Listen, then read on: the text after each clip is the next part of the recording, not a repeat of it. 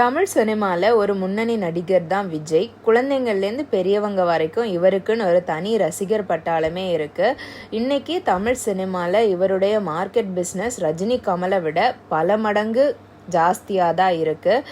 தொடர்ந்து தனக்கான ஒரு இடத்தை தக்க வச்சுட்டு தமிழ் சினிமாவில் ஒரு பெரிய ஆளாக இருப்பார் அப்படின்ட்டு எதிர்பார்த்துட்டு இருந்த டைமில் தான் திடீர்னு யாருமே எதிர்பார்க்காத வகையில் தமிழக வெற்றி கழகம் அப்படிங்கிற கட்சியை ஆரம்பித்து அரசியலில் களமிறங்கினார். அது மட்டும் இல்லாமல் தான் தற்போது நடித்து வர்ற வினோத் இயக்கத்தில் உருவாகி வரும் ஜனநாயகன் படம் தான் அவருடைய கடைசி படம் அப்படின்னு தெரிவிச்சிருந்தார். இதன் பிறகு படங்களில் நடிக்க போகிறது கிடையாது, முழுக்க அரசியலில் கவனம் செலுத்த போவதா அறிக்கை ஒன்று விட்டிருந்தாரு.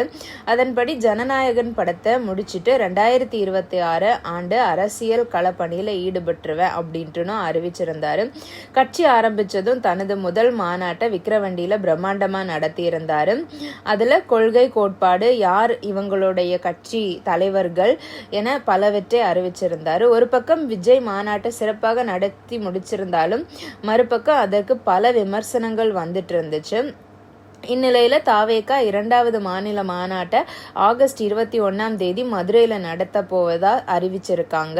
இந்நிலையில் விஜயை பற்றி இயக்குனர் இமயம் பாரதி ராஜா சுவாரஸ்யமான தகவல்களை பகிர்ந்திருக்காரு. 80கள் காலகட்டத்தில் தமிழ் சினிமாவோட போக்கையே மாற்றினவர் தான் பாரதி ராஜா.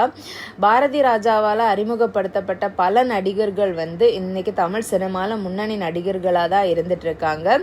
எந்த ஒரு நடிகர் நடிகைக்கும் பாரதி ராஜா இயக்கத்தில் நடிக்கணும் அப்படிங்கிறது கனவாவே இருந்துட்டு இருந்துச்சு.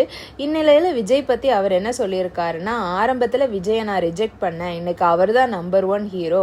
தமிழ் சினிமால எப்படி அவருக்கான இடத்தை பிடிச்சாரோ அதே மாதிரி அரசியல்லையும் அவருக்கான இடத்தை பிடிச்சிருவாரு, கண்டிப்பா ஜெயிப்பாரு அப்படின்ட்டு கருத்து தெரிவிச்சிருக்காரு. இதை பத்தி உங்க கருத்து என்ன அப்படிங்கிறத கமெண்ட் செக்ஷன்ல சொல்லுங்க. நன்றி.